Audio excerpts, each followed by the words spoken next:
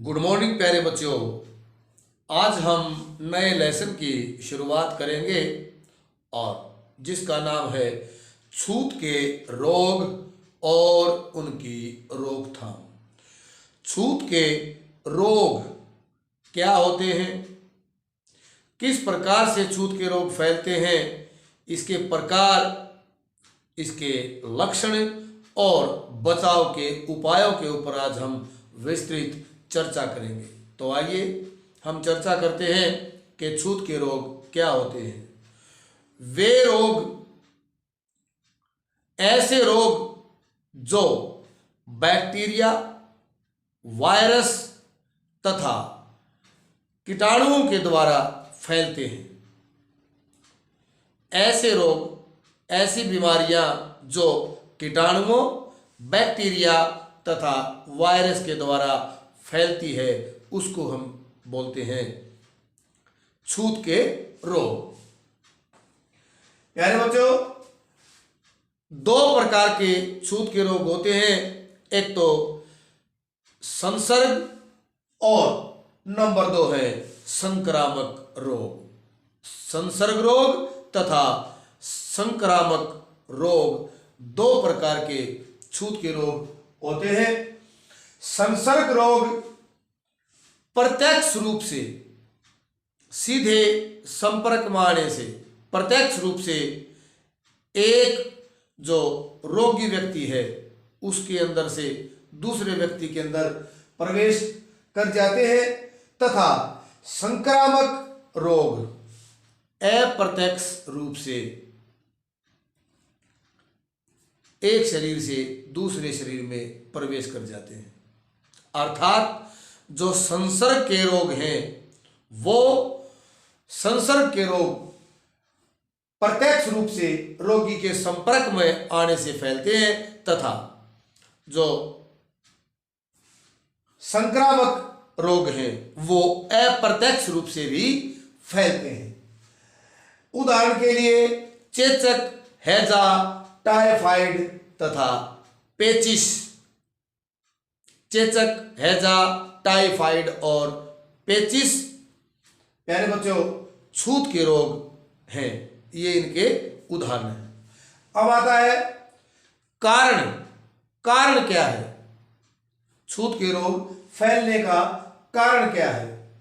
ये रोग, छूत के रोग छोटे छोटे कीटाणुओं या बैक्टीरिया द्वारा फैलते हैं। छोटे कीटाणु होते हैं या बैक्टीरिया के द्वारा ये फैलते हैं। कीटाणु या बैक्टीरिया शरीर के अंदर, व्यक्ति के शरीर के अंदर पहुंचकर शरीर की जो शक्ति है या शरीर की रेजिस्टेंस पावर है या रोग प्रतिरोध क्षमता है उसको कमजोर कर देते हैं और अपनी जो कीटाणुओं की जो ताकत है उसकी ताकत या उसकी शक्ति बढ़ने लगती है और व्यक्ति बीमार पड़ जाता है। प्यारे बच्चों, अगर शीघ्रता से इसका इलाज ना किया जाए तो कई बार परिणाम अत्यंत गंभीर हो सकते हैं। इसका जो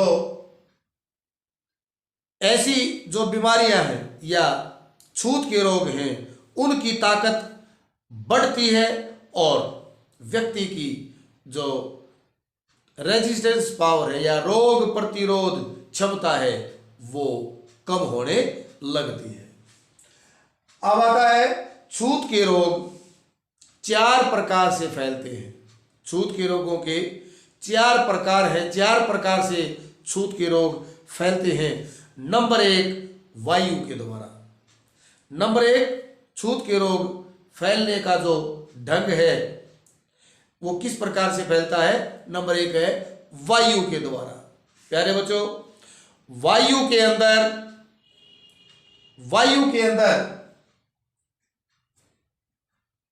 हर समय छूत के रोगों के कीटाणु, बैक्टीरिया या वायरस मौजूद रहता है।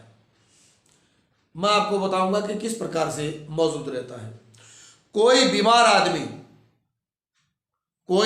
बीमार आदमी छींकता है या खांसता है और अपने मुंह पर हाथ या रुमाल ना रखे तो बीमार आदमी के शरीर से, नाक या मुंह से इस प्रकार के जो बीमारियां हैं उनके कीटाणु या वायरस या बैक्टीरिया हवा के अंदर फैल जाते हैं और जब कोई स्वस्थ आदमी उस हवा में सांस लेता है तो मुंह या नाक के द्वारा वो जो कीटाणु हैं स्वस्थ आदमी के शरीर में चले जाते हैं और उसको बीमार कर देते हैं, स्वस्थ आदमी को भी बीमार कर देते हैं।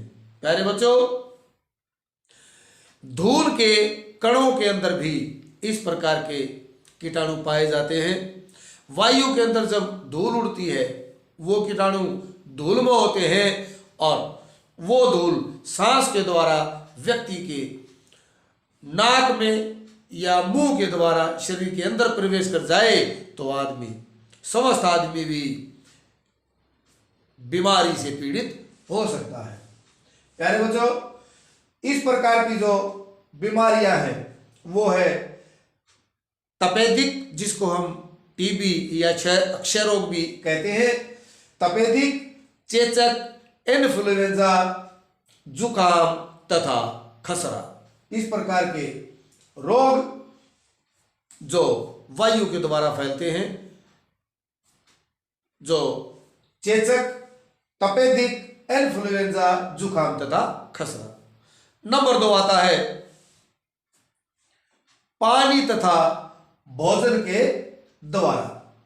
पानी तथा भोजन के द्वारा कई बार अशुद्ध पानी और गंदा भोजन भी छूत के रोग फैलाने का कारण बनते हैं। अशुद्ध पानी और गंदा भोजन छूत के रोग फैलाने का कारण किस प्रकार से बनते हैं मैं आपको बताता हूं। मक्खियां या मच्छर नंगे भोजन पर आकर बैठ जाती हैं और यदि मक्खियां किसी बीमार आदमी के त्यागे हुए मल या शरीर की पपड़ियां मल मूत्र पर जाकर बैठती है और अपने पैरों के साथ वो उस रोगी के मल मूत्र से जो बैक्टीरिया है या जो कीटाणु हैं उनको अपने पैरों के साथ चिपकाकर ले आती है और जब खुले रखे हुए भोजन या कहें कि नंगे भोजन पर आकर जब बैठती है तो वो बैक्टीरिया हमारे भोजन या पानी के ऊपर चिपक जाता है और जब हम इस प्रकार का भोजन ग्रहण करते हैं, जब हम खाते हैं तो वो बैक्टीरिया हमारे अंदर चला जाता है और स्वस्थ आदमी भी बीमार पड़ जाता है। प्यारे बच्चों, कई बार बीमार पशु के दूध, अस्वस्थ जो पशु है उसका दूध पीने से भी इस प्रकार की जो बीमारियां हैं वो हमें लगने का खतरा रहता है। और इस प्रकार की जो बीमारियां हमारे शरीर को प्रभावित करने लग जाती हैं। नंबर 3 आता है कीड़ों के द्वारा। कीड़ों के द्वारा या मच्छरों के द्वारा, मच्छर या कीड़ों के द्वारा जब कोई मच्छर या कीड़ा एक रोगी व्यक्ति के शरीर को काटता है तो वो अपने मुंह के अंदर जो उस रोगी को बीमारियां होती हैं जैसे मलेरिया और टाइफाइड, यदि रोगी को मलेरिया या टाइफाइड होता है, जब वो मच्छर या कोई कीड़ा उस रोगी व्यक्ति को टाइफाइड या मलेरिया के रोगी को काटता है तो उसके जो कीटाणु हैं, बीमार रोगी के शरीर के कीटाणुओं को अपने मुंह में ले लेता है और जब वो कीड़ा या मच्छर किसी स्वस्थ व्यक्ति को काटता है तो वो जो कीटाणु है, उसके मुंह के कीटाणु वो स्वस्थ व्यक्ति के शरीर में प्रवेश कर जाते हैं या छोड़ देता है, तो स्वस्थ आदमी बीमार पड़ जाता है। और इस प्रकार की बीमारियां जैसे मैंने आपको बताई, टाइफाइड या मलेरिया है। मलेरिया। नंबर 4 आता है स्पर्श के द्वारा। स्पर्श के द्वारा प्यारे बच्चों, यदि हम किसी रोगी व्यक्ति को छू लेते हैं या उसके बर्तन, प्रयोग में लाए बर्तन या उसके प्रयोग में लाए कपड़ों का इस्तेमाल कर लेते हैं, तब भी हमें छूत के रोग होने की संभावनाएं बनी रहती हैं। दाद, खाज और खुजली जैसी बीमारियां इसका उदाहरण है। अब आता है प्यारे बच्चों लक्षण क्या है, छूत के रोगों के लक्षण क्या है। छूत के रोगों के जो लक्षण हैं वो एक जैसे लगभग पाए जाते हैं। जब रोग की शक्ति बढ़ती है, जब रोग की शक्ति बढ़ती है तो शरीर बेजान निढाल सा लगने लग जाता है। अंगों में पीड़ा, सर में दर्द, शरीर का तापमान घटने लगता है और मलेरिया आदि जो मलेरिया है, इस प्रकार के जो बीमारी है या रोग हैं उनमें कपकपी चढ़ जाती है, कपकपी सी लगने लगती है शरीर को और ठंड महसूस होने लगती है। कई बार शरीर के ऊपर दाने निकल आते हैं, लाल दाने निकल आते हैं तथा उनके अंदर पीप पड़ जाती है। कई बार उल्टी दस्त होने की संभावनाएं भी बनी रहती हैं। ऐसी स्थिति के अंदर बिना लापरवाही किए तुरंत डॉक्टर से संपर्क करना चाहिए। अब आता प्यारे बच्चों बचाव हम किस प्रकार से करेंगे, कैसे बचना है। रोगी को पृथक रखना है। नंबर 1, रोगी को अलग से हम रखेंगे, अलग कमरा हो रोगी का और रोगी की देखभाल करने वाला व्यक्ति एक ही हो। प्यारे बच्चों चेचक, छोटी माता, निमोनिया, जुखाम के रोगी, चेचक, छोटी माता, निमोनिया तथा जुखाम के रोगी दूसरे व्यक्तियों को प्रभावित कर सकते हैं यदि उनके साथ हम एक ही जगह पर रहेंगे या कई आदमी अगर उनकी देखभाल करने में लग जाए तो दूसरे लोगों को भी प्रभाव इसका सहन करना पड़ सकता है। इसलिए एक आदमी को ही, एक व्यक्ति को ही दूसरे जो बीमार व्यक्ति है उसको संभालना चाहिए, अलग उसको रखना चाहिए तथा जब तक कि वो बिल्कुल पूर्ण रूप से स्वस्थ नहीं हो जाता है उसको काम के लिए बाहर ना जाने देना चाहिए। फिर आता है निरोध काल।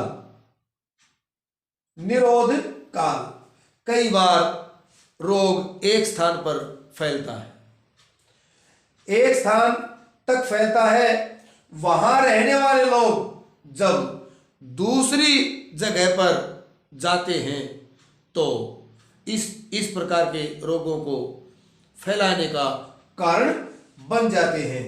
अंतर्राष्ट्रीय कानून के अनुसार, अंतर्राष्ट्रीय स्तर पर एक कानून बनाया गया है कि जो भी एक देश से दूसरे देश में व्यक्ति जाएगा तो उसको स्वास्थ्य की जांच अवश्य करवा कर लानी पड़ेगी और यह सर्टिफिकेट देना पड़ेगा कि वह किसी प्रकार के रोग से ग्रस्त नहीं है। तो ये था निरोध काल। फिर आता है नंबर 3 सूचना। सूचना देना, स्वास्थ्य विभाग को सूचित करना चाहिए। यदि रोगों के लक्षण आपको नजर आते हैं तो तुरंत ही स्वास्थ्य विभाग को सूचित करें ताकि समय रहते उचित जो कदम उठाए जा सके और बीमारी को रोका जा सके। फिर आता है प्रतिरक्षा। प्रतिरक्षा, बहुत से ऐसे रोग होते हैं जो मनुष्य को एक बार होने पर उनके शरीर में ऐसी शक्ति पैदा कर देते हैं कि शरीर को उस प्रकार के कीटाणु से बचाकर रखा जा सके। जब एक बीमारी शरीर में हो जाती है तो वो बीमारी ही, वो रोग ही मनुष्य के अंदर, रोगी के अंदर ऐसी ताकत पैदा कर देते हैं जो उस प्रकार के कीटाणुओं से शरीर को बचाकर रख सके। और यह जो शक्ति है यह प्राकृतिक रूप से प्राप्त होती है, मनुष्य को प्राकृतिक रूप से ही प्राप्त होती है, परंतु स्वयं यत्न करके इस शक्ति को मनुष्य स्वयं भी बढ़ा सकता है। इसको कहते हैं प्रतिरक्षा। नंबर 5 आता है प्यारे बच्चों, कीटाणु मुक्त करना। रोगी व्यक्ति जिस स्थान पर रहा है उस स्थान को रोग मुक्त करना, या उसके वस्त्र तथा कपड़ों को रोग मुक्त करना। तरह तरह की ऐसी औषधियाँ आती हैं जिनका प्रयोग करके हम रोगी के स्थान या उसके वस्त्र तथा उसके बर्तनों को रोग मुक्त कर सकते हैं या कीटाणु मुक्त कर सकते हैं और अपने आप को रोगी होने से बचा सकते हैं। प्यारे बच्चों, ये था छूत के रोग, इसके प्रकार, किस प्रकार से फैलते हैं, लक्षण क्या है और इनसे बचने के उपाय क्या है। अगले टॉपिक को लेकर हम फिर हाजिर होंगे, तब तक के लिए धन्यवाद।